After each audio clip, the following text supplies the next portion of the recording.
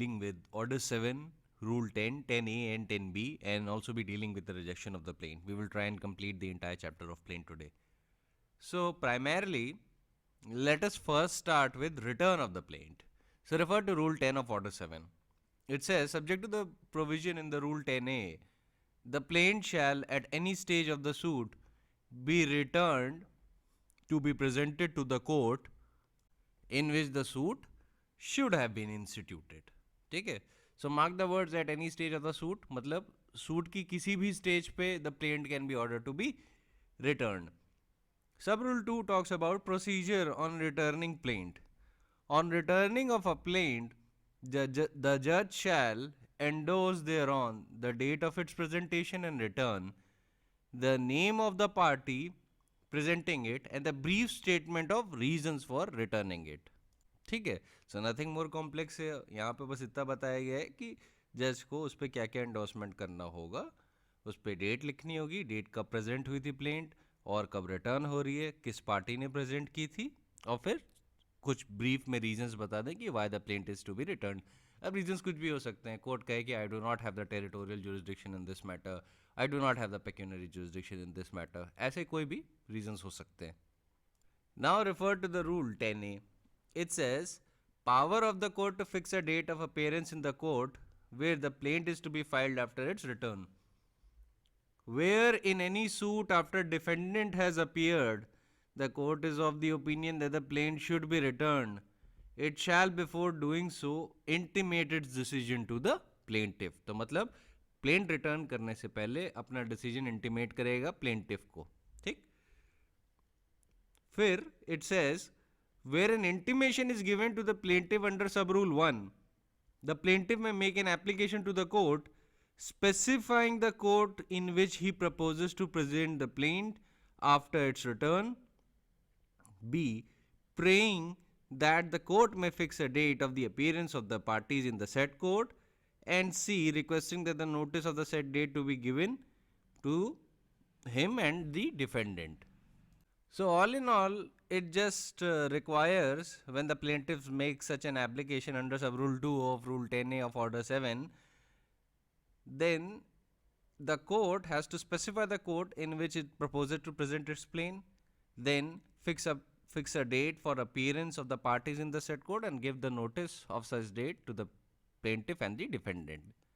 So fairly simplistic. Now we move further.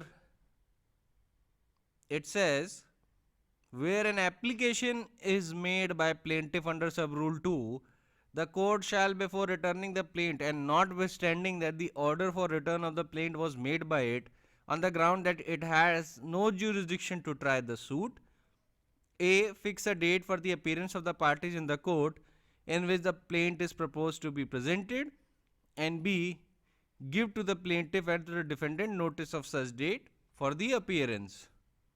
तो मतलब सब रूल 3 कोर्ट को रिक्वायर करता है कि जब भी प्लेंटिव सब रूल 2 में एक एप्लीकेशन मेक करेगा, then the court has to comply with it, और कोर्ट को डेट फिक्स करनी होगी for the appearance of the parties और give to the plaintiff and defendant notice of such date. ठीक है, ये एक कंप्लायंस कोर्ट के ऊपर मैंडेटेड है. Then we move further. It says where the notice of the date of appearance is given in sub rule 3, it shall not be necessary for the court in which the plaint is presented after its return to serve the defendant with a summons for appearance in the suit unless the court, for reasons to be recorded, otherwise directs, and the said notice shall be deemed to be summons. Mark the word deemed to be summons.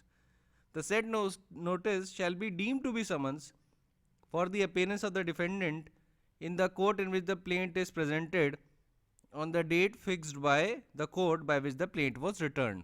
तो basically आपको पूरा purpose बताया जा रहा है कि जब जो कोर्ट प्लेंट को रिटर्न कर रहा है, it itself fixes a date for appearance in another court where the plaint is to be returned. तो ऐसी सिचुएशन में समन्स देना जरूरी नहीं है. वो notice shall be deemed to be a summon itself. ठीक है, और ऐसे में जिस कोर्ट को प्लेंट रिटर्न है उसको भी डिफेंडेंट को कोई स्पेशल समन अलग से देने की जरूरत नहीं, जब तक वो खुद ना चाहे by the reasons to be recorded. फिर उसे रीजंस भी रिकॉर्ड करने होते हैं कि why should he personally deliver the summon. Then we come to the last sub rule of Rule 10A. It says, where the application is made by the plaintiff under sub rule 2 is allowed by the court, the plaintiff shall not be entitled to appeal against the order returning plaint. तो देखिए एक चीज जान लीजिए, order of returning plaint is an appealable order. ठीक है, इस order को अपील किया जा सकता है. Just refer to order 43 rule 1 clause A. It says an order under rule 10 of order 7 returning a plaint to be presented to proper court is an appealable order, except where the procedure specified in rule 10A of order 7 has been followed. तो basically आपको ये बताया जा रहा है कि अगर plaintiff ने अप्लाई किया अंडर रूल 10A सब रूल 2 और एक एप्लीकेशन दी कोर्ट को to specify the court in which the plaint is proposed to be presented and fix a date for the appearance of the parties and give a notice of the same to both him and the defendant, then in that scenario the plaintiff cannot appeal against the order of returning plaint. ठीक है, so just keep that in mind. ठीक है, आपको उसको उस rule के साथ पढ़ना है. और जो सब रूल 5 है, it is just explaining that only कि अगर आपने सब रूल 2 में एज अ प्लेंटिफ अप्लाई किया है तब आप you won't be allowed to challenge the order of returning plaint in an appeal. आप नहीं चैलेंज कर सकते. ठीक है, बट जनरल रूल जान लीजिए, generally the order of returning plaint is appealable unless and until the plaintiff has applied under rule 10A. ठीक है, इतना बस ध्यान रखना है आपको. Then we refer to the rule 10B. Rule 10B says power of the appellate court to transfer the suit to proper court.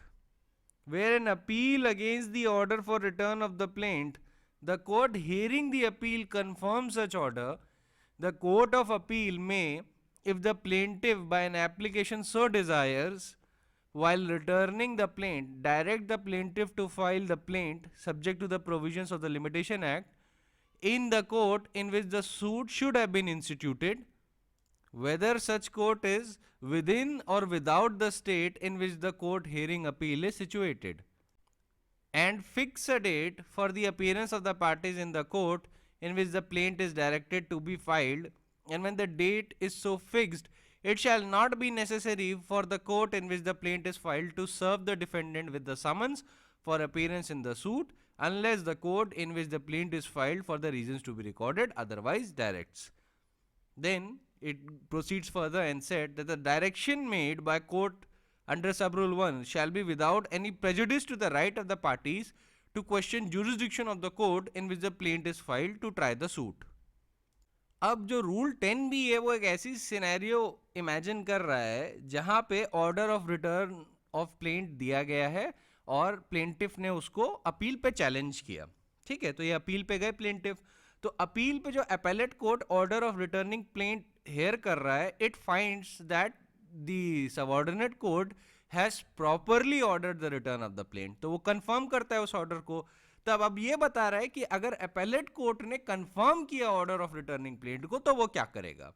ठीक है, तो वो ये करेगा that it will direct the plaintiff to file the plaint in the proper court subject to the provisions of Limitation Act, then fix the date of the appearance of the parties in such court, and if the date is fixed, then the proper court need not again give summons to the defendant for appearance, क्योंकि अगर उसको already notice है तो वो भी deemed summons की category में चला जाएगा, unless and until जो proper court है उसको लगे कि मुझे personally summons देना चाहिए, then it has to record reasons and give summons. ठीक है, सो फेयरली सिंपल, कुछ इसमें कॉम्प्लेक्सिटी नहीं है. कॉम्प्लेक्सिटी उसकी केस लॉ से निकलती है, अभी मैं उसको बताऊंगा, लेकिन all in all you can understand कि यहाँ पे हो क्या रहा है. ठीक है, अब रूल 10B का जो सब रूल 2 है वो आपको बस इतनी सी इंफॉर्मेशन देता है और बड़ी प्रॉपरली इंफॉर्मेशन देता है कि अगर प्लेंट मान लीजिए किसी और कोर्ट को रिटर्न कर दी गई है, ठीक है, जो कोर्ट ऑफ फर्स्ट इंस्टेंस है या अपेलेट कोर्ट है, it orders the plaint to be return to proper court.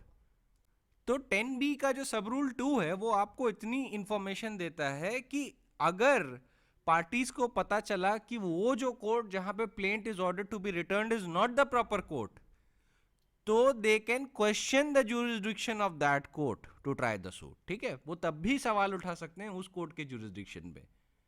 तो बेसिकली जुरिस्डिक्शनल इशू सेव किया गया है, और जो पार्टीज का राइट है to challenge the jurisdiction of the court where the plaint is to be presented और where the plaint is order to be filed, उसको भी चैलेंज कर सकते हैं कि देखिए हमें अपीलेट कोर्ट ने तो ऑर्डर कर दिया कि आपके यहाँ प्लेंट प्रेजेंट करें, but you are not the proper court, तो वहां पे हम चैलेंज कर सकते हैं उसका जुरिस्डिक्शन। ठीक है, so sub rule 2 of rule 10B is telling you कि कोर्ट ने अगर डायरेक्शन भी दिया है to return the plain to that court, तब भी दैट कोर्ट का मतलब प्रॉपर कोर्ट, तो ऐसी सिचुएशन में भी जो पार्टीज का राइट है to question the jurisdiction of the court वो सेव है।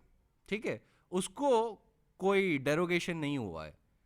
ना let me give you some of the illustrations. देखिए ये जो इशू आता है ना रिटर्न ऑफ द प्लेंट का, ये हमेशा जुड़ा हुआ होगा section 14 of the limitation act के साथ। ठीक है, अब section 14 of the limitation act 1963 read करता है exclusion of time of proceedings bona fide in court without jurisdiction. अब ये ऐसी सिचुएशन के लिए है, पहले मैं आपको सिचुएशन बता दूं ये क्या एनविसेज करता है। देखिए लिमिटेशन काफी स्ट्रिक्ट होता है, अगर एक बार लिमिटेशन एक्सपायर हो गया ना तो आपकी जुडिशियल रेमेडी बार हो जाती है। ठीक है, क्या होता है, आपकी जुडिशियल रेमेडी इज बार्ड अगर आपका लिमिटेशन पीरियड एक्सपायर कर गया किसी पर्टिकुलर कॉज ऑफ एक्शन पे। So you can not approach the court and claim a particular relief or remedy which the law provides in that particular cause of action. तो हम मान लीजिए plaintiff गलती से गलत कोर्ट में अपनी प्लेंट प्रेजेंट करता है, however his mistake is bona fide। ठीक है, अब वो प्रोसिक्यूट करता है, 3-4 साल निकल जाते हैं, and the court finds that it is not the proper court where the plaint should have been presented and it orders the return of the plaint। ठीक है, तो ऐसे में आप इमेजिन कर सकते हैं कि अगर मान लीजिए section 14 of the limitation act ना हो तो ऐसे में ये होगा कि देखिए आपने तो गलत कोर्ट में अपनी प्रोसीडिंग्स इंस्टीट्यूट की, तो आपका आप सूट बार्ड है, क्योंकि प्रॉपर कोर्ट में जब आप जाएंगे तब तक हो सकता है आपका लिमिटेशन पीरियड एक्सपायर कर जाए। ठीक है, तो section 14 of the limitation act ऐसी सिचुएशंस को बचाने के लिए वो कहता है exclusion of time of proceedings bona fide in court without jurisdiction. It says in computing the period of limitation for any suit, the time during which the plaintiff has been prosecuting with due diligence another civil proceeding, whether in the court of first instance or of appeal or revision against the defendant, shall be excluded, where the proceeding relates to the same matter in issue and is prosecuted in good faith in a court which from defect of jurisdiction or other cause of a like nature is unable to entertain it। ठीक है, अब वैसे section 14 के सब rule 2 और 3 हैं, सब rule 2 application पे भी सेम चीज़ एक्सटेंड करता है। सब रूल 3 जो है section 14 of the limitation act का, वो ऑर्डर 23 के रूल 2 को लेके कुछ बातें करता है, लेकिन for our purpose we just need to be confined to section 14 sub section 1। और जरा एक्सप्लेनेशन भी पढ़ देता हूँ। अब इसकी सेक्शन 14 की जो एक्सप्लेनेशन है वो कहती है कि in excluding the time during which the former civil proceeding was pending, the day at which the proceeding was instituted and the day at which it ended shall both be counted. Then it says a plaintiff or an applicant resisting an appeal shall be deemed to be prosecuting a proceeding. Then it says misjoinder of a party or causes of action shall be deemed to be a causes of like nature with the defect of jurisdiction. So basically you get an idea कि section 14 is about saving those situations where the plaintiff makes a bona fide mistake and institutes his suit in a court which from defect of jurisdiction or any other cause of like nature is unable to entertain that particular suit। अभी मैं suit के context में ही बात कर रहा हूँ। ठीक है, तो मैं आपको एक केस लॉ देता हूँ जहाँ पे दोनों सिचुएशन आई थी, रिटर्न ऑफ द प्लेंट की और सेक्शन 14 की भी। Now this is the case of Amarchand Inani versus Union of India. In that case, what happened that the plaintiff was a practicing advocate. He sustained serious injuries in a railway accident while traveling by train. He instituted a suit for damages in Karnal court, which was then transferred to Panipat court.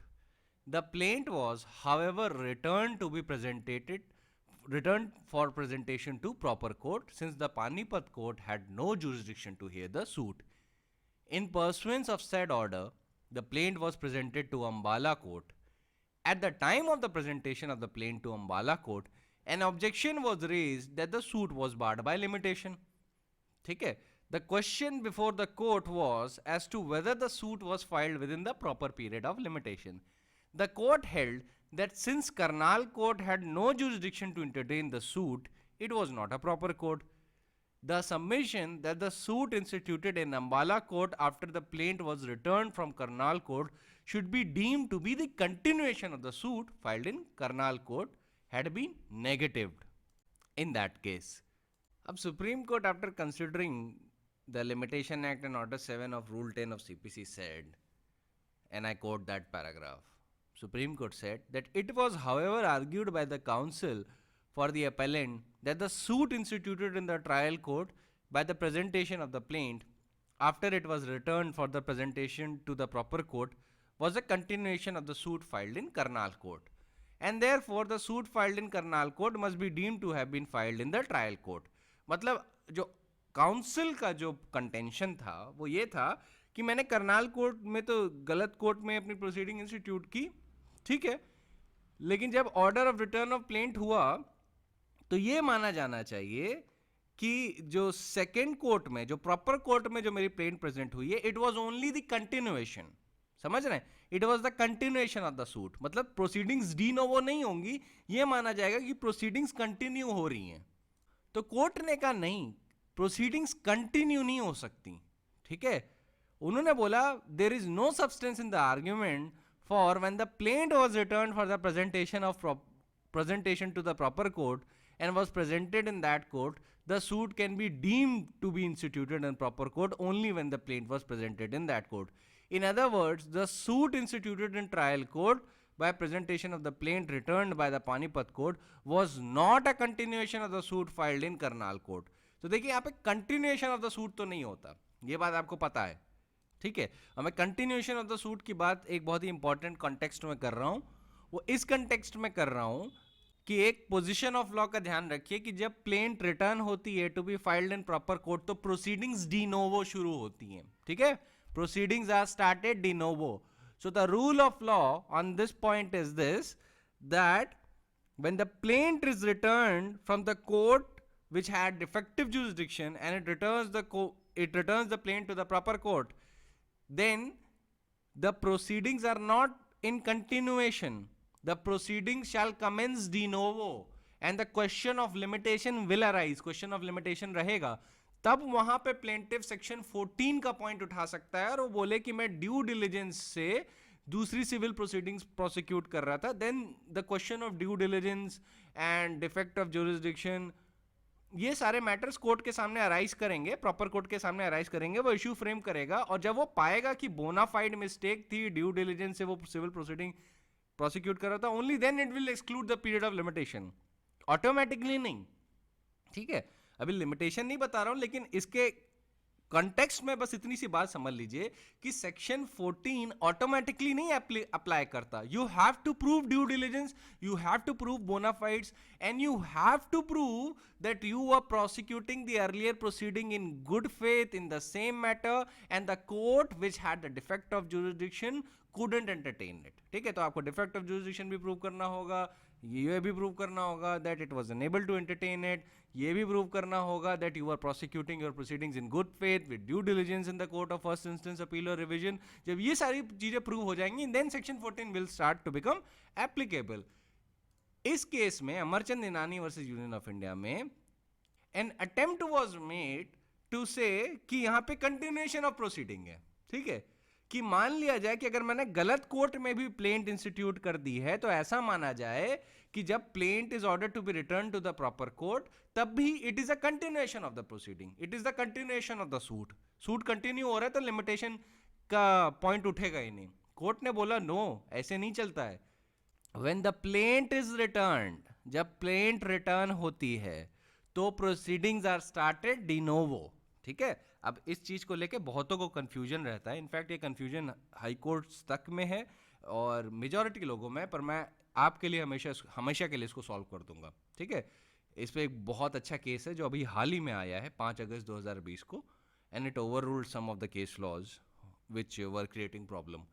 But before going on that, I hope you understand this point. ठीक है कि proceeding de novo commence होती हैं when the plaint is returned to the proper court. मतलब जो proper court है वहां पे नई proceedings चलेंगी. Proceedings will commence afresh. ठीक है, तो मतलब प्रीवियस प्रोसीडिंग में जितना भी एविडेंस और ये जो सारी चीजें थी वो सारी चीजें कंसिडर नहीं की जाएंगी. ठीक है, proceedings will commence afresh, start से कमेंस होंगे, क्योंकि this is not a situation of transfer of the suit जैसा कि सेक्शन 24 ऑफ द सीपीसी में है. It is not a situation of transfer of the suit, this is the situation of return of the plaint. ये दोनों powers अलग अलग है. ठीक है, एक्चुअली क्या होता है ना, रिटर्न ऑफ द प्लेंट और ट्रांसफर ऑफ द सूट में लोग कंफ्यूज हो जाते हैं क्योंकि दिखने में दोनों चीजें एक जैसी लगती हैं. ठीक है, जब आप प्रोसीजर को अपनी आंखों के सामने देखोगे तो आपको दिखने में दोनों चीजें एक जैसी लगेंगी, पर इफेक्ट में दोनों चीजें बहुत अलग है. एक जगह रिटर्न ऑफ प्लेंट हो रहा है, दूसरी जगह ट्रांसफर ऑफ सूट हो रहा है. ठीक है, तो देखने में तो हालांकि वो एक जैसा लग सकता है, लेकिन इफेक्ट दोनों का बड़ा अलग होता है. ट्रांसफर ऑफ द सूट जब होता है जैसा कि सेक्शन 24 में है, वैसे उस सिचुएशन में ये होता है कि जो पार्टी है, सॉरी जो कोर्ट है, कोर्ट चाहे तो उस स्टेज से प्रोसीड करे जहां पे प्रीवियस कोर्ट ने मैटर छोड़ा था. ठीक है, सो द ट्रांसफरी कोर्ट, ठीक है, the transferee court can start the matter from the stage where it was left off by the transferor court.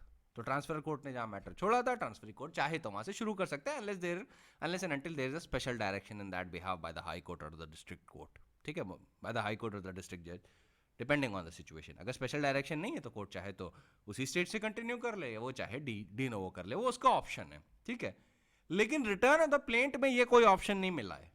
Return of the plaint में एक सीधी सी बात है कि when the plaint is return to be filed in proper court will commence the proceedings de novo. ठीक है, शुरुआत से शुरू करेगा. अब इट डजंट मैटर कि प्रीवियस कोर्ट में वो एविडेंस कंक्लूड हो चुका था, जजमेंट आ चुका था, अपीलेट स्टेज में रिटर्न हुआ था.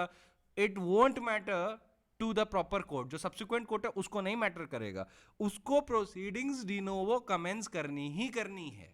ठीक है, अब आपके दिमाग में अगर कोई जेन्युइन क्वेश्चन अराइज कर रहा है कि सर आप इस केस में, इनानी वाले केस में, Amarchand Inani versus Union of India में section 14 of the limitation Act क्यों नहीं अप्लाई किया, उसका बेनिफिट क्यों नहीं दिया गया, तो उसका रीजन भी मैं आपको बता देता हूँ. वैसे तो लिमिटेशन पढ़ा नहीं रहा हूँ क्योंकि लिमिटेशन के नुआंसेस आप लिमिटेशन एक्ट से ही समझेंगे. ठीक है, you have to club together these act. Limitation, registration and CPC are meant to be read together, वो एक साथ ही पढ़ी जाती हैं. लेकिन just for the sake of your curiosity मैं आपको समझा देता हूँ कि क्यों नहीं इनको बेनिफिट मिला था. देखिए, इनके केस में जब सुप्रीम कोर्ट ने देखा, उनका केस देखा पूरा, तो उन्होंने पाया कि अगर हम आपको सेक्शन 14 का बेनिफिट दे देना तब भी your suit is barred by limitation. पहली बात तो ये थी.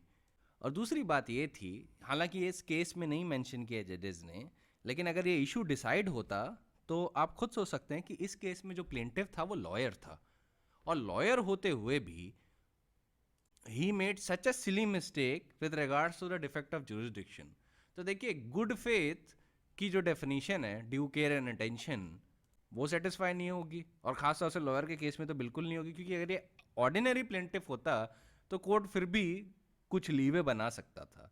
लेकिन an advocate making such a fatal mistake, this is something that ought to be taken strictly. Advocates के केस में जब लॉ का मैटर होता है या जब वो टेक्निकल डिफेंस ले रहे होते हैं, तो जो कोर्ट होता है वो थोड़ा स्ट्रिक्ट इंटरप्रिटेशन करता है, क्योंकि एडवोकेट्स को मेजॉरिटी से ज़्यादा लॉ पता होता है. ठीक है, तो ऐसे केस में उनके लिए जो बार होता है वो थोड़ा हायर होता है as compare to the other ordinary litigants. तो कोर्ट ने बोला था कि देखिए, सेक्शन 14 ऑफ द एक्ट सिर्फ एक्सक्लूजन ऑफ टाइम के लिए प्रोवाइड करता है, during which the plaintiff had been prosecuting with due diligence and other civil proceedings against the defendant. ठीक है, लेकिन आपको अगर हम उस एक्सक्लूजन ऑफ टाइम का बेनिफिट भी दे दें, ठीक है, the suit would not be within time as the filing of the suit in Karnal court was beyond the period of limitation. अगर फैक्ट्स आपके दिमाग से स्किप कर रहे हैं तो मैं एक बार फिर रीइटरेट कर देता हूँ केस में क्या हुआ था, जो प्लेंटिफ था, he was a practising advocate, he sustain injuries in a railway accident while travelling by a train, he instituted a suit for damages in Karnal court, ठीक है, which was then transferred to Panipat court. Karnal court से matter कहाँ गया, Panipat court में। The plaint was however returned for presentation to the proper court since Panipat court has no jurisdiction to hear the suit, ठीक है। तो proper court क्या माना गया था, अंबाला का court. So in pursuance of the order of return of the plaint was presented to the Ambala court. Now, at the time of presentation of the plaint to Ambala court, an objection was raised that the suit was barred by limitation. The question before the court was that whether the suit was filed within the period of limitation.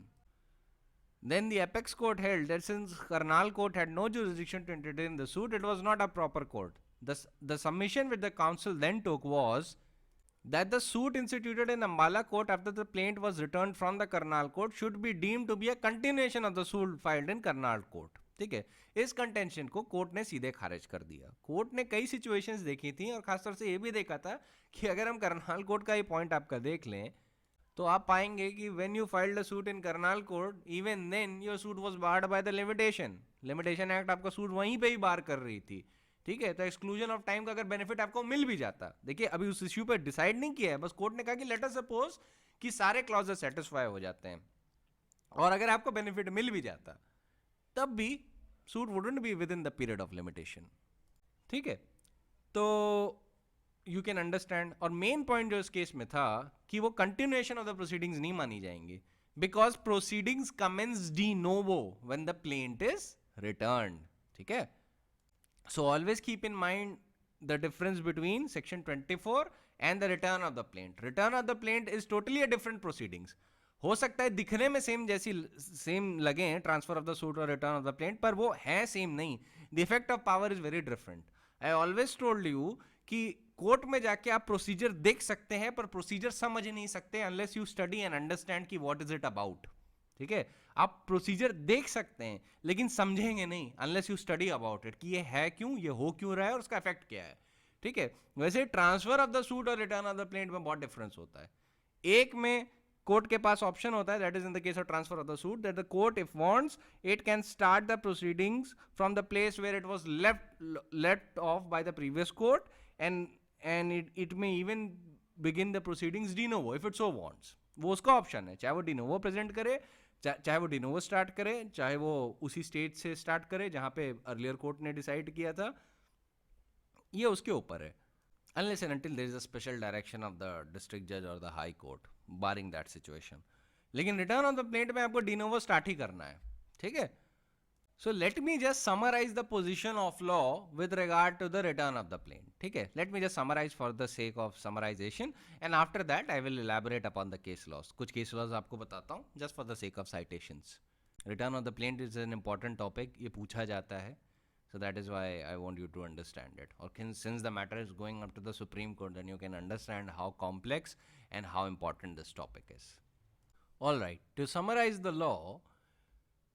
The issue can be summarized to the effect that if the court where the suit is instituted is of the view that it has no jurisdiction, then the plaint is to be returned in the view of the provision of Order 7, Rule 10 CPC.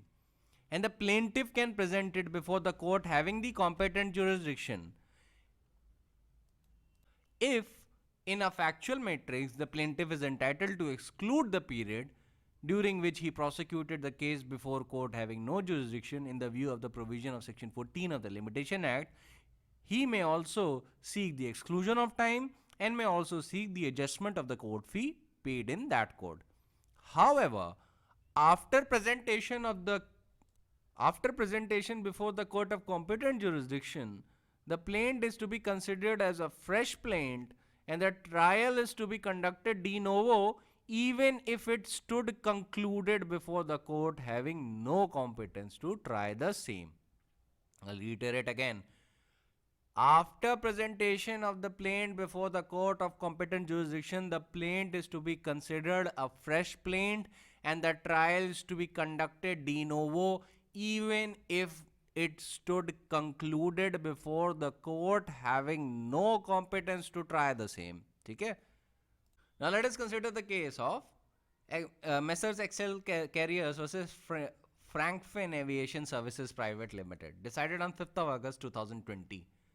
अब पहले तो मैं एक issue आपको answer करता हूं कि मान लीजिए अगर कॉन्ट्रैक्ट में एक्सक्लूजनरी क्लॉज है जो एक एक्सक्लूसिव जुरिस्डिक्शन किसी एक कोर्ट को ग्रांट करता है out of the numerous available courts. So exclusionary clause it says that particular court, let us suppose the court in Delhi shall have the exclusive jurisdiction to the matters of dispute raised between the parties. ठीक है, तो मान लीजिए अगर against that exclusionary clause किसी और court में suit institute किया जाए तब क्या वो कहा जा सकता है कि that the case has been instituted in the proper court even though it violates the exclusionary clause?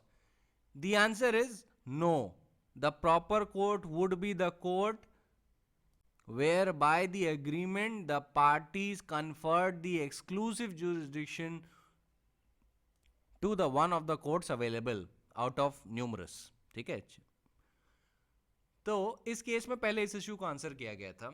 इसमें कोर्ट ने बोला था कि it's no more res integra that in a dispute between the parties where two or more courts may have jurisdiction, it is always open for them by agreement to confer exclusive jurisdiction by consent on one of the two courts.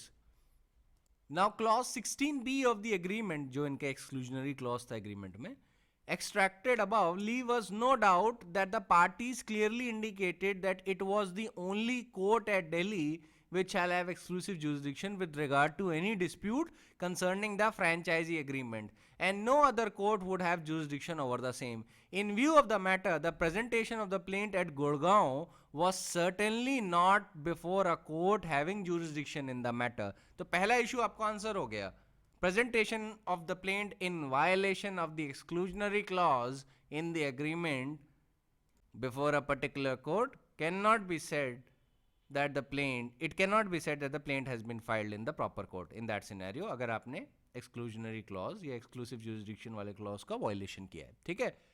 Presentation of a plaint in a court in violation of the exclusive jurisdiction clause by a party cannot be said to be prosecuting his suit with due diligence in the proper court. ठीक है? Because that court wouldn't have jurisdiction in that case. ठीक है, अब एक चीज का ध्यान रखिएगा, ये जो ऑब्जर्वेशंस हैं it is in context of the principle कि जब बहुत सारे कोर्ट्स के पास जुरिस्डिक्शन होता है then it is permissible for you to confer exclusive jurisdiction by consent और by agreement over one of out of all of them, तब उसी कोर्ट के पास जुरिस्डिक्शन होगा.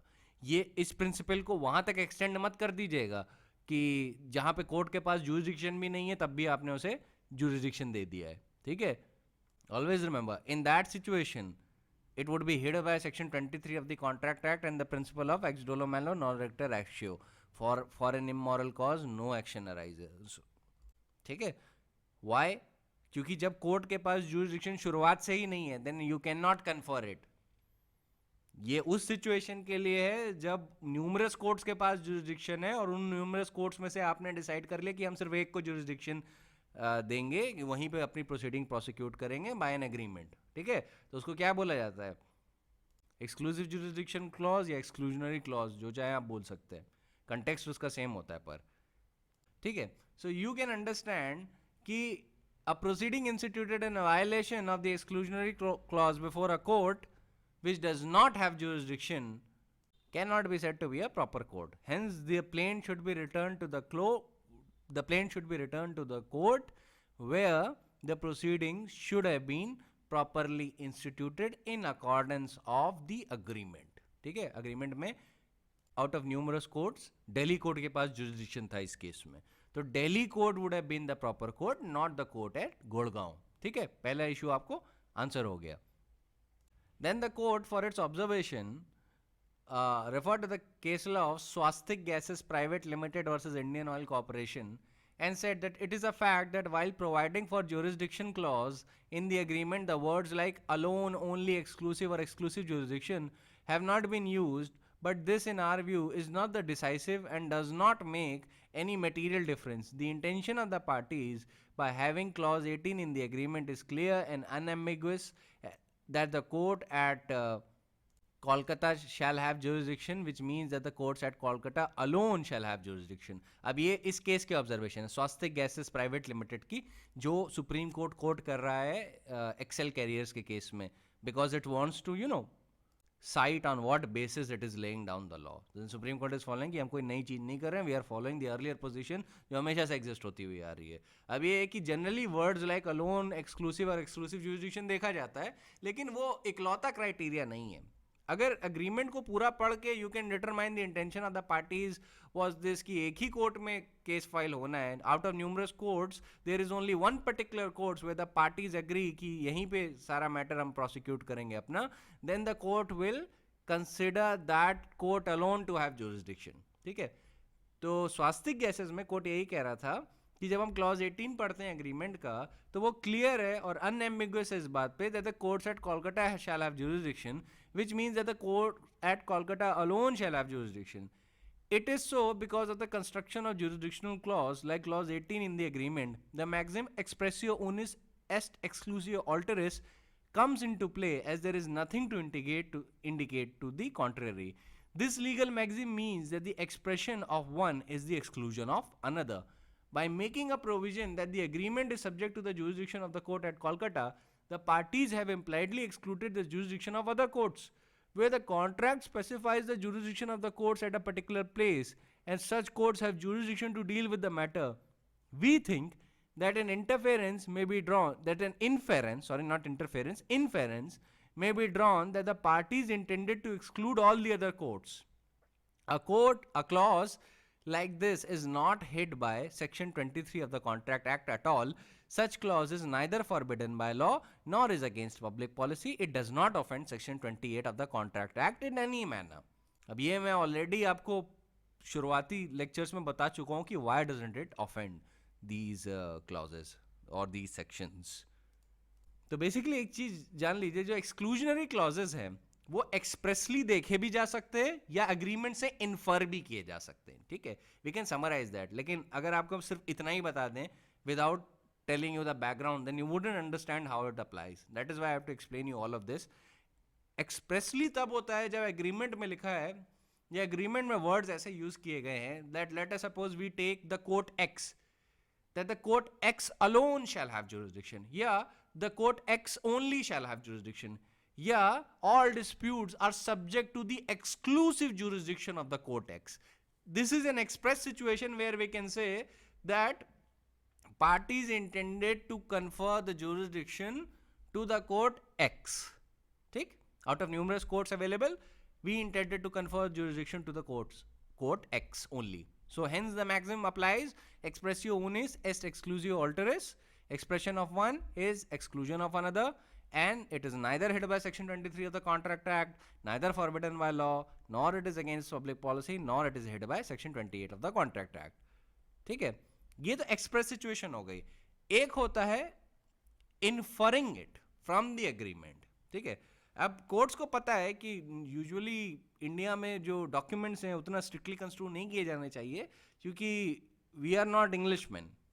ठीक है, तो यहाँ पे कोर्ट क्या करता है कि it tries to find the real meaning और the real intent of the parties by reading a contract और the agreement as a whole. तो जब एग्रीमेंट एज अ होल पढ़ा जाए और कोर्ट को दिखे कि parties originally intended this or they actually intend this, so in that situation the court can also infer the exclusion clause if it finds any. ठीक है, वैसे intention of the parties determine करने का काम तो कोर्ट का ही है. तो वैसे ही कोर्ट अगर clauses पढ़ता है agreement के और पाता है कि मान लीजिए वहां पे लिखा है कोलकाता या particular court X shall have jurisdiction, ऐसा लिख दिया है. अब मान लीजिए वो कोई पुअर ड्राफ्ट्समैन था या कोई नियोफाइट था इन लॉ और उसने वो वर्ड्स नहीं यूज़ किए अलोन, ओनली, एक्सक्लूसिव या एक्सक्लूसिव जुरिसडिक्शन, तो that is not alone the determinative criteria. जब आप अग्रीमेंट के क्लॉजेस स्पेसिफिकली पढ़ते हो और आप देख रहे हो कि वहाँ पे पर्टिकुलर कोर्ट को ही मेंशन किया गया है, तो उससे आप ये भी इन्फर कर सकते हो कि courts at Kolkata alone shall have jurisdiction. अब ये इन्फरेंस की बात है. ठीक है, वहां पे एक्सप्रेसली नहीं लिखा है but you infer from the agreement itself. Now this is a situation of what? This is an inference. You infer from the agreement, एक जगह एक्सप्रेस होता है, तभी ड्राफ्टिंग बहुत इंपॉर्टेंट होती है। अगर ड्राफ्टिंग प्रॉपरली होती तो ये इशू उतना ऊपर तक ना जाता, लेकिन इतना ऊपर तक चला गया है, इस मीन्स ड्राफ्टिंग अगर फॉल्टी होती है then it create some problem, ठीक है। So nonetheless another case law that I would like to discuss is State of West Bengal versus Associate Contractors, 2015 का केस है।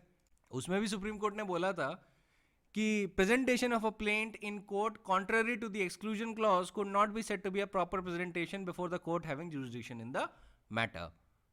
फिर अभी जो मैंने आपको पॉइंट बताया ना कि ट्रांसफर ऑफ द सूट में और रूल 10A और रिटर्न ऑफ द प्लेंट में अंतर होता है, ऑर्डर 7 का rule 10 transfer of the suit, इन दोनों सिचुएशन में अंतर होता है। तो अगर मान लीजिए अगर कोई पर्सन रूल 10A से भी कंप्लाई कर ले, even then it wouldn't be called the continuation of the proceeding, ठीक है। अब ये इशू भी डायरेक्टली उठा था सुप्रीम कोर्ट के सामने इसी केस में। किस केस में? Messrs Excels Career versus Frankfinn Aviation Services Limited, ठीक है। इसमें दोनों इशू आंसर किए थे।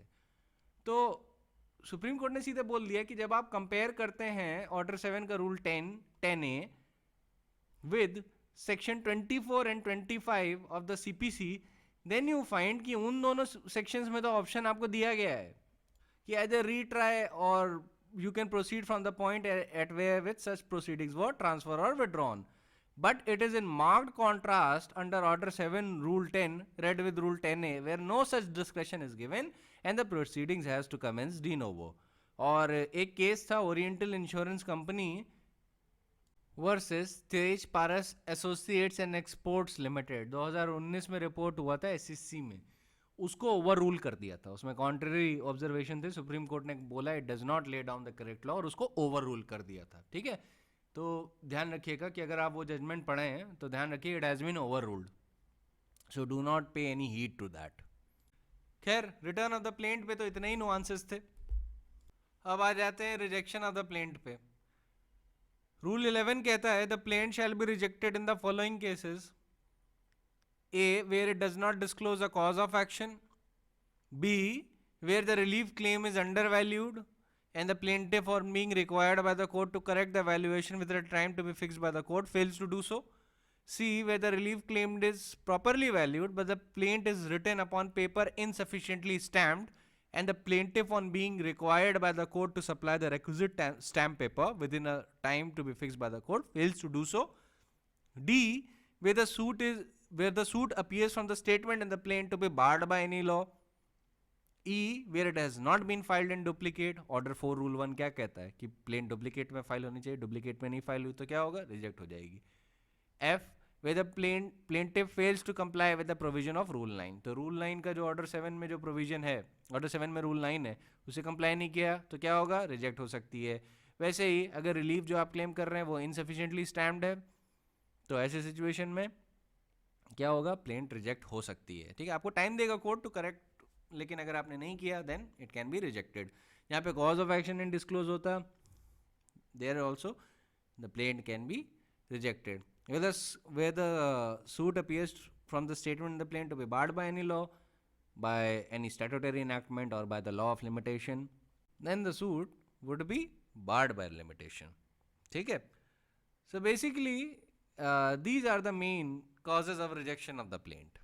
अब rejection of the plaint का एक proviso है, it says provided that the time fixed by the court for correction of the valuation or supplying the requisite stamp paper shall not be extended unless the court, for reasons to be recorded, is satisfied that the plaintiff was prevented by any cause of exceptional nature for correcting the valuation or supplying the requisite stamp paper as the case may be within the time fixed by the court, and then the refusal to extend the such time would cause grave injustice to the plaintiff. तो आपको क्या चाहिए in order to comply with the proviso? A cause of exceptional nature and grave injustice to the plaintiff. ये दो issue satisfied हो गए तो court can extend the time for correcting the valuation or supplying the requisite stamp paper, ठीक है। वैसे court के पास general power भी होती है for extension of the time, वो सेक्शन 148 ऑफ द सीपीसी में है, read with section 151 of the CPC जो इनहेरेंट पावर है। Just section 148 of the CPC एक बार देख लीजिए, वो कहता है when any period is fixed or granted by the court for doing any act prescribed or allowed by CPC, the court may in its discretion from time to time enlarge such period not exceeding 30 days in total even though the period originally fixed or granted may have expired. तो हमेशा उस general provision का ध्यान रखिएगा. सो फार मैं cause of action पे आपको बहुत कुछ बता चुका हूं, तो आपको मैं एक बार फिर जनरल पोजीशन बता देता हूं. बिकॉज ऑफ एक्शन का नहीं बता रहा, पहले रिजेक्शन ऑफ द प्लेंट का बता रहा हूं. एक बात का ध्यान रखिएगा कि when you are considering the rejection of the plaint as a judge, it is well settled that the defense taken by the defendants in their written statement filed in opposition to the plaint cannot be taken into the consideration while examining the merits of the application moved for seeking the rejection of the plaint under order 7 rule 11 of the CPC.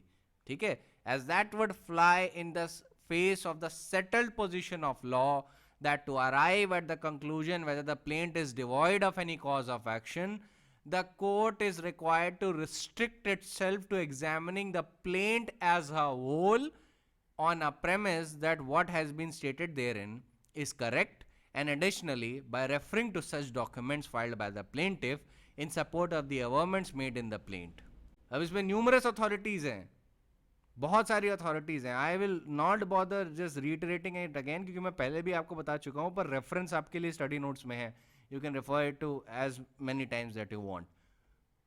याद रखिएगा, जब rejection of the plaint is considered तो court plaint itself को देखता है to determine कि उसमें cause of action है या नहीं. प्लेंट और उसके साथ जो जो डॉक्यूमेंट्स एनेक्स्ड हैं, ठीक है, उसमें वो रिटन स्टेटमेंट के डिफेंसेस को नहीं देखेगा. The judge is not to look at the written statement defenses. Okay? और याद रखिएगा, the plaint has to be read as a whole. अब एक सुप्रीम कोर्ट का केस है जहां पे सुप्रीम कोर्ट ने अपने बहुत पुराने डिसीजन भी साइट किए थे. केस का नाम है पोपट and Kotecha property versus state bank of India staff association. It was reported in 2005 volume number 7 supreme court cases. The Supreme Court had cited its earlier decision and concluded the position of law in this point and said that the trial court must remember that if on a meaningful and not formal reading of the plaint it is manifestly vexatious and meritless in the sense of not disclosing a clear right to sue, it should exercise its power under Order 7 Rule 11 of the CPC, taking care to see that the ground mentioned therein is fulfilled. If clever drafting has created the illusion of a cause of action, it has to be nipped in the bud at the first hearing by examining the party searchingly under Order 10 of the Code, and there cannot be any compartmentalization, dissection, segregation and inversions of the languages of the various paragraphs in the plaint. Court कह रहा है कि आप plaint के टुकड़े करके नहीं देख सकते, आपको पूरी प्लेंट एज अ होल पढ़नी है. हमेशा याद रखिएगा, the plaint is to be read as a whole. While exercising the power of rejection of the plaint under Rule 11 Clause A, you have to make sure that you read the plaint as a whole to determine whether the cause of action exists or not. You cannot compartmentalize or dissect or segregate one para from the other and take the sentences or paragraphs bereft from the context. ये बात याद रखिएगा. Court ने बोला कि if such a course is adopted, it would run counter to the cardinal canon of interpretation according to which the pleading has to be read as a whole to ascertain its true import. It is not permissible to cull out a sentence or a passage and to read it out of context in isolation. Although it is the substance and not merely the form that has to be looked into, the pleading has to be construed as it stands without addition or subtraction of words or change of its apparent grammatical sense. The intention of the party concerned is to be gathered primarily from the tenor and terms of the pleading taken as a whole. At the same time, it should be borne in mind that no pedantic approach should be adopted to defeat justice on hair-splitting technicalities. आप rule of interpretation of pleadings जानते ही होंगे. Pleadings are liberally construed, where the emphasis is on the substance, not on the form. So whenever you are considering the rejection of the plaint on the ground that it does not disclose the cause of action, आप पहला cardinal rule याद रखेंगे that you have to read the plaint as a whole. You construe it liberally. You look at the substance, not at the form. You do not look at the written statement of the defendant. आप defendant के defense में नहीं जाते. आप plaint को consider करते हैं. plaint के साथ साथ जो documents हैं उनको consider करते हैं to determine whether the cause of action exists or not. अगर due to clever drafting which does not disclose a clear right to sue एक illusion of cause of action create करने की कोशिश की गई है आपके सामने, then you can exercise your power to reject such plaint. But keep in mind that this power is to be strictly exercised. Rejection of the plaint is a severe matter और इसको strictly exercise करना चाहिए जब इसका ground satisfy हो रहा हो तभी. ठीक है. अब देखिए कंप्लेक्सिटी जो रिजेक्शन ऑफ द प्लेंट वाले पॉइंट्स में आती है ना, वो आती है क्लॉज ए में where it does not disclose a cause of action, और क्लॉज डी में where the plaint is to be barred by any law. बाकी जितनी भी चीजें हैं कि रिलीफ इज अंडर वैल्यूड या इनसफिशिएंट स्टैम्प पेपर है या it is not filed in duplicate या the provision of rule 9 has not been complied, इसमें कंप्लेक्सिटी नहीं है. कंप्लेक्सिटी क्लॉज ए और डी में है. ठीक है. बस तो क्लॉज ए और डी पे हमारा प्राइमरी फोकस रहेगा, क्योंकि बाकी क्लॉजेस तो आप सिर्फ प्राइमा फेसा ही देख के ही बता सकते हैं कि स्टैम्प पेपर है या नहीं, या क्लेम अंडर वैल्यूड है या नहीं. खैर, nonetheless we look at another judgment of Supreme Court, that is Mayar HK Limited and others versus owner and parties vessels MV Fortune Express and others. It was reported in 2006 volume 3 Supreme Court cases page number 100. Supreme Court had an occasion in that case to examine the spectrum of an application moved under Order 7 Rule 11 of the CPC for rejection of the plaint, and held that under Order 7 Rule 11 of the CPC the court has jurisdiction to reject the plaint where it does not disclose the cause of action or where the relief is undervalued, etc. etc. सारी चीजें उन्होंने बोली. Then the court said that the rejection of the plaint in exercise of the power under Order 7 Rule 11 of the CPC has to be considered on the principles laid down by the Supreme Court. तो फिर उन्होंने अपनी authorities mention की, जैसे T अरविंदम versus TV Satyapal, और बोला कि उस केस में ले डाउन किया गया था कि if on a meaningful not formal reading of the plaint, it is manifestly vexatious and meritless in the sense of not disclosing a clear right to sue, the court should exercise this power under Order 7 Rule 11. मतलब तब वो reject कर दे when the plaint does not disclose a clear right to sue. Another principle that was laid down by referring to the earlier decision of the Supreme Court was the Rooplal Sethi versus Nachattar Singh Gill. उसमें supreme court ने बोला था, इसी case में refer हो रहे हैं सारे जजमेंट्स, उस केस में सुप्रीम कोर्ट ने बोला कि where the plaint discloses no cause of action, it is obligatory upon the court to reject the plaint as a whole under Order 7 Rule 11 of the CPC, but the rule does not justify rejection of any particular portion of the claim. अगर आप plaint reject कर रहे हैं तो आप पूरी plaint को reject करेंगे, किसी पोर्शन को नहीं. Plaint is either accepted as a whole और रिजेक्टेड एज अ वोल, याद रखिएगा.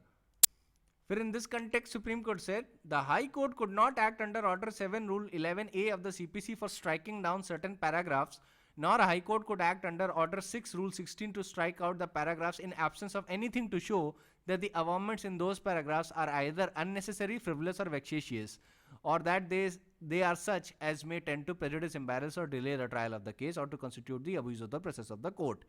तो कोर्ट ने बोला था कि हाई कोर्ट अपनी मर्जी से उस केस में, क्योंकि हाई कोर्ट ने ऐसा किया था, पोर्शन स्ट्रक ऑफ कर दिया था, तो कोर्ट ने बोला था कि आप बिल्कुल भी ऑर्डर 7 रूल 11 को तो आप रिजॉर्ट ही नहीं कर सकते क्योंकि उसमें ऐसे कोई पावर नहीं है. वैसे ही जब आप ऑर्डर 6 रूल 16 का यूज करेंगे to strike out those paragraphs, तो आपको तभी वो एक्सरसाइज करने की अनुमति है. You have the permission to exercise that power when the paragraphs are unnecessary, frivolous or vexatious or prejudice, embarrass or delay the fair trial of the case, or it is the abuse of the process of the court. मतलब जब उसके grounds arise होंगे तभी आप exercise कर सकते हैं, बिना ground arise किए you cannot exercise that power. ठीक है. Another principle that was laid down in that case was that the basic question to be decided while dealing with an application filed by the defendant under Order 7 Rule 11 of the CPC is to find out whether the real cause of action has been set out in the plaint or something illusory has been projected in the plaint with a view to get out of the said provision. Another principle that was laid down in the very same case का मतलब है मयार HK limited वाला जो case है उसकी बात कर रहा हूँ. ठीक है. जितने भी जजमेंट्स रेफर हो रहे हैं इसी केस के अंदर हो रहे हैं. So another principle that was laid down by Supreme Court was that the trial court can exercise its power under Order 7 Rule 11 of the CPC at any stage of the suit. It is very important. At any stage of the suit you can exercise this power. So note it down somewhere that the power can be exercised at any stage of the suit. Supreme court ने इस purpose के लिए एक पुराना judgement refer किया था, that was Salim भाई versus state of Maharashtra. Court can exercise the power of rejection of the plaint at any stage of the suit before registering the plaint or after issuing summons to the defendant at any time before the conclusion of the trial, and for the said purpose the averments of the plaint are germane and the pleas taken by defendant in the written statement would be wholly irrelevant. तो basically जब भी defendant ये application move करेगा, the plea of demurrer move करेगा कि the plaint does not disclose the cause of action, तो उसके purpose के लिए जो कोर्ट है वो प्लेंट एज अ होल को देखेगा और उसके डॉक्यूमेंट्स को देखेगा. डिफेंस का डिफेंस नहीं देखेगा, ना उसके डॉक्यूमेंट्स देखेगा. डिफेंस के डॉक्यूमेंट्स नहीं देखे जाएंगे, ठीक है, सिर्फ एप्लीकेशन मूव करता है वो. और ध्यान रखिएगा प्ली ऑफ डेम्यूरर एक्चुअली में होती क्या है, मैं आपको पिछले लेक्चर में बता चुका हूँ, ठीक है. So for the purpose of saving time here, I will not reiterate it again. So the principle you can gather from this judgment is, जो important है, कि the trial court can exercise its power under Order 7, Rule 11 of the CPC at any stage of the suit before registering the plaint or after issuing the summons to the defendant at any time before the conclusion of the trial, and for the said purpose the averments in the plaint are germane and the pleas taken by defendant in the written statement would be wholly irrelevant at that stage. तो basically trial conclude करने से पहले आप किसी भी time plaint को क्या कर सकते हैं, रिजेक्ट कर सकते हैं, ठीक. और अब एक और चीज़ का ध्यान रखिए, जब भी आप प्लेंट को पढ़ रहे होंगे तो ऐसा प्रिज्यूम करके चलिएगा कि अगर आप पूरी प्लेंट को सच भी मान लें, ठीक है, अगर आप पूरी प्लेंट को सच भी मान लें, prima facie it is true, even then it does not disclose the cause of action.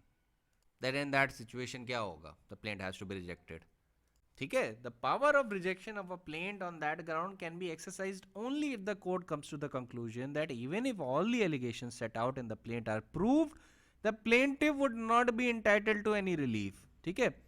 in that case the court will reject the plaint without issuing summons to the defendant. अगर court को पहले ही पता चल गया. अब ordinarily क्या होता है कि जो डिफेंडेंट होता है, defendant moves a application under this कि the plaint does not disclose the cause of action, ठीक है. वैसे प्ली ऑफ डेम्यूरर क्या होती है कि जब defendant plea of demurrer raise करता है, ध्यान रखिएगा, जो plea of rejection of the plaint है ना इस ग्राउंड पे, it is based on plea of demurrer. जो person plea of demurrer raise करता है, जो कि डिफेंडेंट होता है, वो कहता है कि अगर मैं सारे फैक्ट भी एडमिट कर लूँ, ठीक है, I accept all the facts as stated by the plaintiff to be correct. पहले ये ज़रूरी है इस प्ली के लिए कि person raising such plea in law, the plea of demurrer, has to take facts stated by the opponent as correct, and despite the tentative admission of such correctness, the plaintiff does not disclose a complete or even partial cause of action, or the relief claimed is barred by any law, then the plaintiff is liable to be rejected under provisions of Order 7, Rule 11 of the CPC. ठीक है. This position is continuously settled before the court. You can refer to the judgment of Arunesh Punitha versus Boston Scientific Corporation, Delhi High Court का judgment है, and there are numerous Supreme Court judgment on this point. अब exam में आप plea of डेम्यूरर मत mention करिएगा, क्योंकि most probably आपके examiner को नहीं पता होगा, क्योंकि एकेडमिशियंस होते हैं जो वो चेक करते हैं पेपर. तो ये सिर्फ प्रैक्टिकल पर्पस के लिए है, जिससे आप प्रैक्टिस के पॉइंट ऑफ व्यू से और रियलिटी के पॉइंट ऑफ व्यू से लॉ ज़्यादा अच्छे से समझें. वैसे ही सुप्रीम कोर्ट का जजमेंट है रमेश बी देसाई वर्सेस बिपिन वाडीलाल मेहता 11 जुलाई 2006 का, जहाँ पे बोला गया था demurrer is an act of objection और रेजिंग एक्सेप्शन और protest. It is a pleading by party to a legal action that assumes the truth of the matter alleged by the opposite party and sets up that it is insufficient in law to sustain his claim, or that there is some other defect on the face of the pleading constituting a legal reason why the opposite party should not be allowed to proceed further. ठीक है, एक बार देख लीजिएगा plea of डेम्यूरर को. मैं पहले भी बता चुका हूँ, बट वो होता है ना कि कंफ्यूज ना हो जाए आप लोग, इसलिए मैं बता रहा हूँ.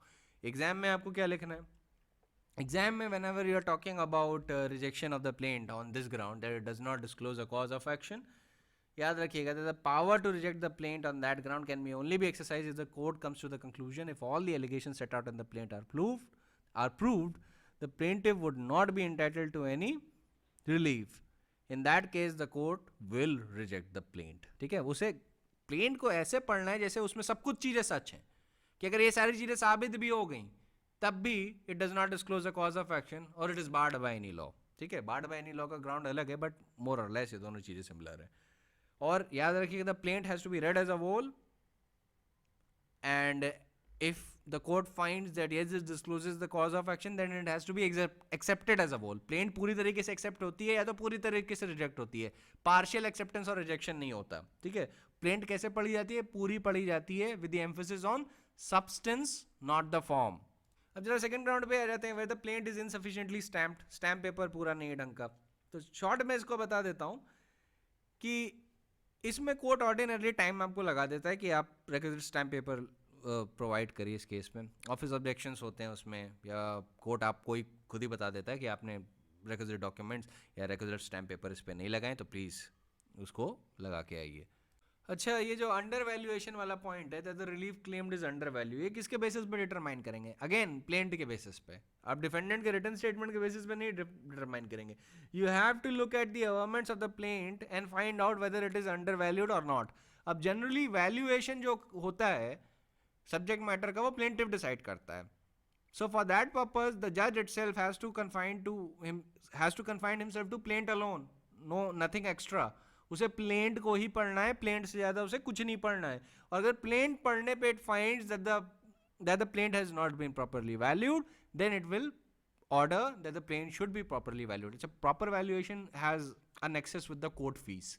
कोर्ट फीस से उसका रिलेशन है, क्योंकि जब रिलीफ को सब्जेक्ट मैटर को आप प्रॉपरली वैल्यू करते हो तो कोर्ट फीस जो होती है ना वो बढ़ती है.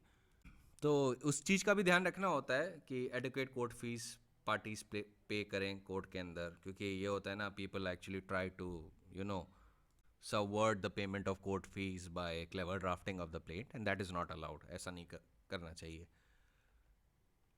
अब मान लीजिए आपकी सिचुएशन ऐसी है कि आप कोर्ट फी नहीं पे कर सकते, sue as an indigent person under order 33 of the CPC. ठीक है, वो भी आपके पास ऑप्शन अवेलेबल है. sue as an indigent person, move an application to sue for a permission to sue as an indigent person under order 33. खैर आते हैं next important point पे. ये इंपॉर्टेंट है, whether suit is barred by any law. ठीक है, अब मान लीजिए जैसे कि सेक्शन 80 ऑफ CPC है, इट रिक्वायर्स कि जब भी आप गवर्नमेंट के खिलाफ सूट दे रहे हैं, then you have to give notice to the government first. और उसके 2 महीने बाद ही गवर्नमेंट या किसी पब्लिक ऑफिसर वो acts in the official capacity, उसके 2 महीने बाद ही after giving the notice and the expiry of 2 months thereafter, only then you can institute a suit in the court. ठीक है, तो ये सेक्शन 80 का ये एक यू माइट से कि एक कंडीशन है that if you want to sue a public officer और the government acting in its official capacity, तो ये भी इस क्लॉज के अंदर आ सकता है. कोर्ट बोल दे कि आपने नोटिस नहीं दी है, तो योर क्लेम इज अभी इसमें नहीं एंटरटेन किया जा सकता. So we'll rejecting your plaint, you first give notice then come to us. वैसे ही अगर आपकी प्लेंट जो है it is barred by the law of limitation, plaint will be rejected. अच्छा, लिमिटेशन पे एक बात बता देता हूँ. Limitation can either be a pure question of law और mixed question of fact and law. ठीक है, जब वो प्योर क्वेश्चन ऑफ लॉ होगा, मतलब जब प्लेंट के पढ़ते ही पता लग जाए कि the suit is barred by limitation, कि प्लेंट पढ़ के पता चल रहा है कॉज ऑफ एक्शन आपका शुरू हुआ ईयर एक्स में, और आप जो सूट ला रहे हैं या प्लेंट प्रेजेंट कर रहे हैं कोर्ट के सामने, वो कब कर रहे हैं? उस कॉज ऑफ एक्शन के एक्सपायरी के 3 साल बाद, है ना. लिमिटेशन पीरियड आपका एक्सपायर कर चुका है 3 साल पहले, और आप उसको एक्सपायरी के बाद ला रहे हैं कोर्ट के सामने, तो कोर्ट प्लेंट पढ़ के ही बता सकता है कि the limitation period is expired. तो उस केस में the court can resort to rejection of the plaint under rule 11 of order 7. यहां पे limitation pure question of law है, लेकिन कभी कभी होता है limitation mixed question of fact and law. Mixed question of fact and law कब होता है? Mixed question of fact and law तब होता है जब टाइम कहां से कैलकुलेट करना है, या from where you have to compute the time of limitation. वो सिचुएशन फैक्ट्स से इतनी क्या कहते हैं क्लोजली इंटरट्वाइंड होती हैं कि कोर्ट को एक अलग से इशू ही बनाना पड़ेगा. तो mixed question of fact and law वाले इशू में नहीं रिजेक्ट कर सकता, प्योर क्वेश्चन ऑफ लॉ वाले में रिजेक्ट करेगा, याद रखिएगा. ठीक है, खैर आपको सिंपली बताने के लिए, when the suit is barred by limitation और by any other statutory enactment, statute ने एक्सप्रेसली बार करके रखा है. कभी कभी होता है ना कि सम सूट्स आर बार्ड, कि आप नहीं इंस्टीट्यूट कर सकते, like the suit against the president of India, not suit, the prosecution against president of India. या मान लीजिए कि कोई स्पेशल इनैक्टमेंट है जिसने एक बार किया हुआ है कि आप कोई एक्शन नहीं ले सकते, तो स्टैट्यूटरी बार है, तो it means the plaint would be barred by law in that situation. या ऐसे मान लीजिए कि एक सिचुएशन है जहाँ पे एक एक्सक्लूसिव कोर्ट्स क्रिएट कर दिए गए हैं कि उस पर्टिकुलर मैटर से सिविल कोर्ट नहीं देखेंगे वो मैटर, वो कोई दूसरे डेजिग्नेटेड कोर्ट्स देखेंगे, तो ऐसे में सिविल कोर्ट का जुरिसडिक्शन बार्ड है। ठीक है, तो अगर सिविल कोर्ट का जुरिसडिक्शन बार्ड है, then the plaint has to be rejected because it would be barred by law. वैसे ही ऐसे मान लीजिए ना कि सिविल कोर्ट एनसीएलटी के मैटर्स तो देखेगा नहीं, बैंकरप्सी और इंसॉल्वेंसी कोड में जितने भी मैटर्स अराइज होते हैं वो सिविल कोर्ट नहीं देखेगा। तो ऐसे में अगर आप वैसा कोई मैटर सिविल कोर्ट में प्रेजेंट करने की कोशिश करते हैं, then the plaint would be barred by law. ठीक है, क्योंकि जुरिसडिक्शन किस पे कन्फर किया गया है, एनसीएलटी पे। वैसे ही जब एविक्शन सूट टेनेंट्स के बीच में डिसाइड होना है, सॉरी टेनेंट और लैंडलॉर्ड के बीच में डिसाइड होना है, तो ऐसी सिचुएशन में rent controller would be the proper court, not the civil court, क्योंकि एक्सक्लूसिव जुरिसडिक्शन स्टैट्यूट ने उन पे कन्फर किया है कि वो सिविल कोर्ट का जुरिसडिक्शन उस सिचुएशन में बार्ड है। तो क्या होगा, suit is barred by law in the case of civil court. तो इस सिविल कोर्ट के कंटेक्स्ट में बात हो रही है क्योंकि सीपीसी पढ़ रहे हैं ना। तो अगर किसी स्पेशल लॉ ने सिविल कोर्ट का जुरिसडिक्शन बार किया है, या लिमिटेशन ने रिलीफ या कॉज ऑफ लिमिटेशन ने रिलीफ बार की है, या there is some other condition that need to be complied and without the compliance of that condition the suit cannot be entertained, तो ये सारी सिचुएशन क्या मानी जा सकती है, there is bar to the suit and the suit is barred by law and on that ground you can reject the plaint। ठीक है, बस ध्यान रखिएगा limitation is can be either the pure question of law और mix question of fact and law. ये जब limitation पढ़ाऊंगा तो आपको समझ में आएगा, अभी के लिए आप इतना ही ध्यान दीजिए। वैसे एक दिल्ली हाई कोर्ट का जजमेंट देखिए, इन्होंने बहुत सारे सुप्रीम कोर्ट के जजमेंट रेफर करके पोजीशन ऑफ लॉ बहुत अच्छे से समराइज की थी और बोला that the law with regard to Order 7 Rule 11 is well settled, that while dealing with the application for rejection of the plaint under Order 7 Rule 11, the court has to consider only the averments in the plaint and not the defense of the defendant or the contents of the application under Order 7 Rule 11.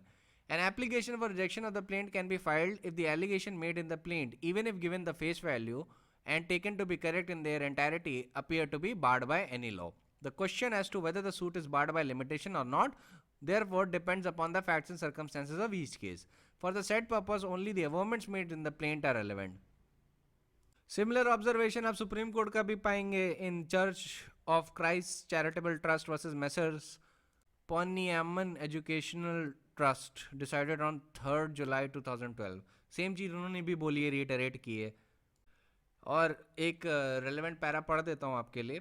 उसमें supreme court ने बोला था, while quoting its earlier law in Salim Bhai and others versus State of Maharashtra, said that for the purpose of deciding an application under clause A and D of Rule 11 of Order 7, the averments in the plaint are germane and the pleas taken by the defendant in the written statement would be wholly relevant at that stage. Therefore, a direction to file a written statement without deciding the application under Order 7 Rule 11 CPC cannot but be procedural irregularity touching the exercise of jurisdiction by the trial court. It is clear that in order to consider Order 7 Rule 11, the court has to look into the averments of the plaint and the same can be exercised by the trial court at any stage of the suit.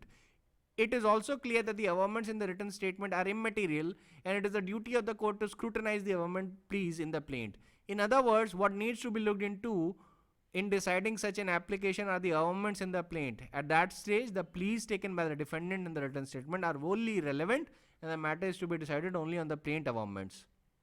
So basically this issue is clear for you. अच्छा, क्या बस इतने ही ground है rejection of the plaint के? अब to be fair to you, I must tell you that the grounds of rejection of the plaint specified in Rule 11 of Order 7 are not exhaustive। एक बात याद रखिएगा, ये exhaustive नहीं है। कुछ और भी ग्राउंड्स हैं जहाँ पे प्लेंट रिजेक्ट हो सकती है। अगर मान लीजिए प्लेंट पे ऐसे पर्सन ने साइन किया है वो is not authorised by the plaintiff, on that ground the plaint can be rejected if the defect is not cured within the time granted by the court. Likewise, where the plaint is found to be vexatious and meritless, does not disclose a clear right to sue, then the court may reject the plaint again in this rule. ठीक है?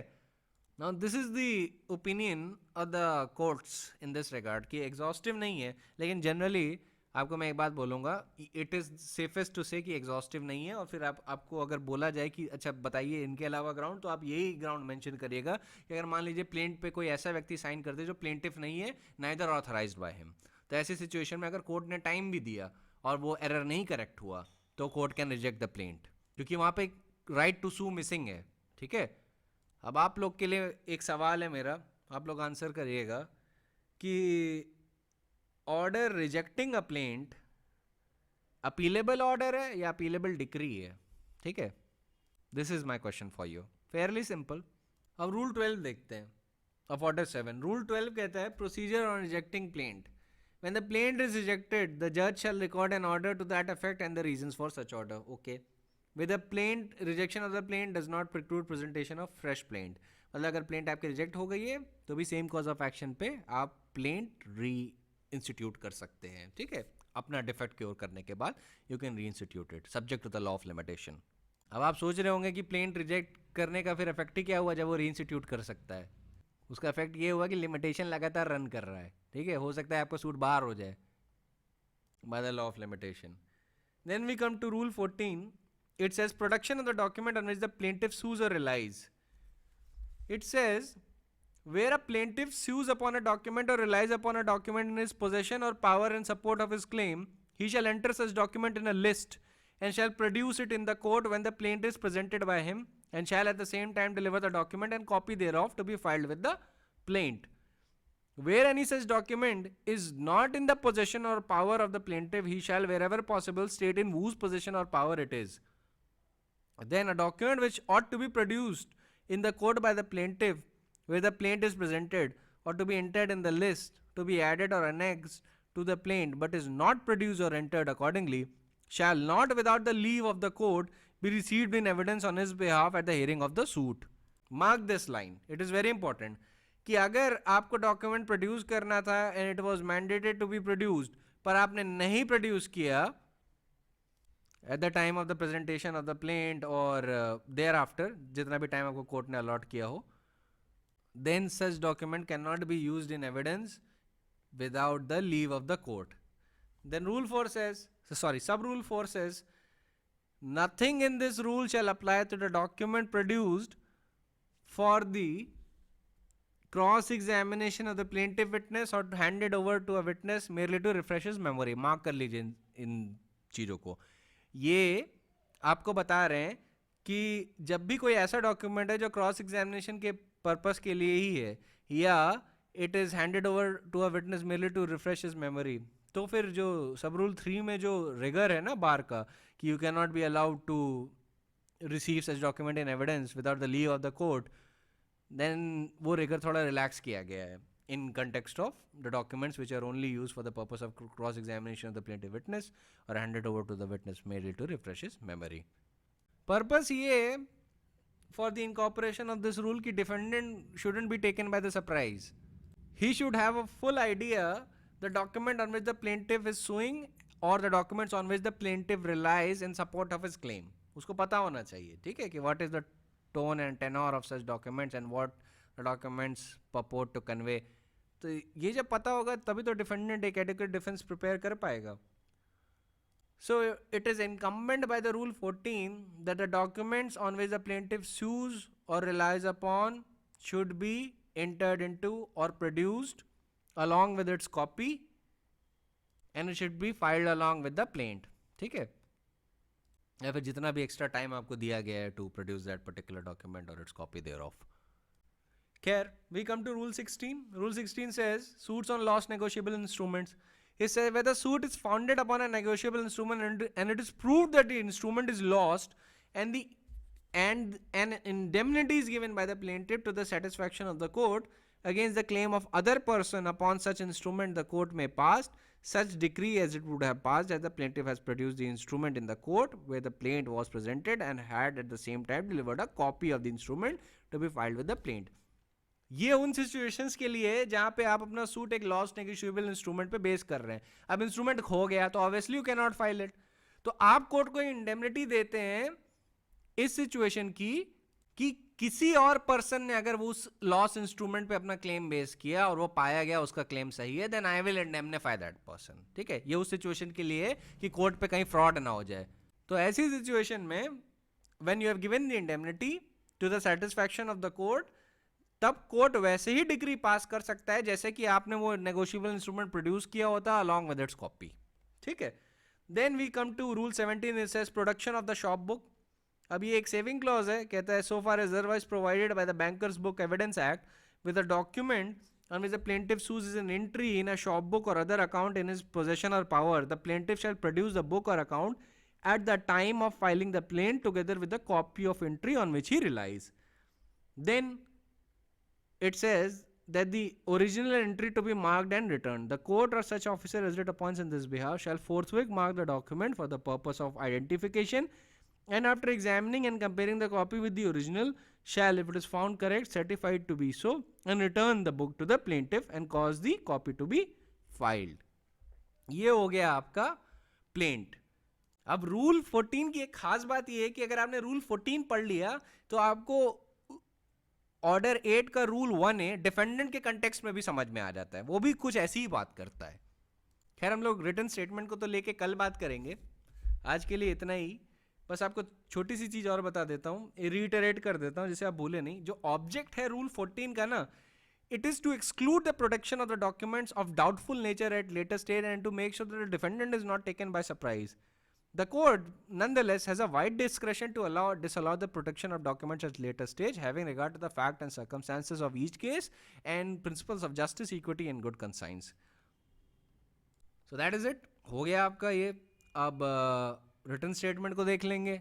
अब चीज़ें देखिए धीरे धीरे आसान होनी शुरू होंगी सीपीसी में. अब एक थोड़ा बड़ा टॉपिक आपका आएगा इंजंक्शन, टेम्पररी इंजंक्शन, लेकिन उसके बाद चीज़ें comparatively they are very easy, fairly easy, relatively sense में बोल रहा हूँ.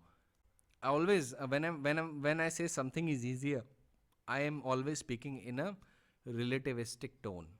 ठीक है, मैं किसी चीज़ के रिलेटिव में बात कर रहा होता. अब ऑर्डर 2, रूल 2 और रेज जुडिकाटा अगर जिसने समझ लिया तो उसके लिए अमेंडमेंट ऑफ प्लीडिंग और ये सारी चीज़ें समझना उतना कठिन नहीं होता. So that is it for today. I'll see you tomorrow.